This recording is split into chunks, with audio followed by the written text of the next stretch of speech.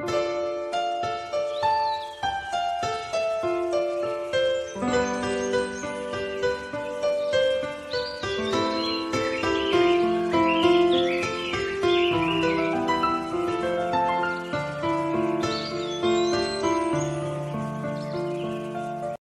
New Year. Keep the faith.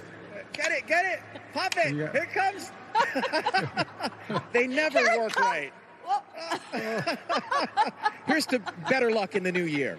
Oh, well. Thanks, guys. Now that's what my high school English teacher would call symbolism. It seems that our country's institutions are also collapsing before our eyes. The Supreme Court declined to hear the Texas case on voter fraud, even though it was staffed by three new Trump-appointed judges. Why did that happen? The GOP held control of state legislatures in all the key battleground states, and yet the GOP failed to make sure that the integrity of the election was beyond dispute. How did that happen?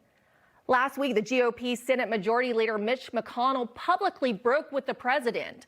Meanwhile, most Republican senators have remained silent during the last 2 months, except for when they override his veto, like they did today on the National Defense Authorization Act.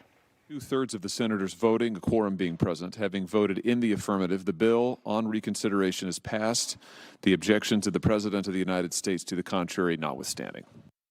It's a serious responsibility, but it's also a tremendous opportunity to direct our national security priorities to reflect the resolve of the American people and the evolving threats to their safety at home and abroad. A party that no longer follows its president, leaders who don't lead, judges who don't judge, and rioters who don't get arrested. What we're witnessing now is a level of public discontent that this nation has not seen since the 1960s, particularly among the 80 million people who voted for Donald Trump. The cumulative effect of the last 2 months of election news among Republican voters is extraordinary.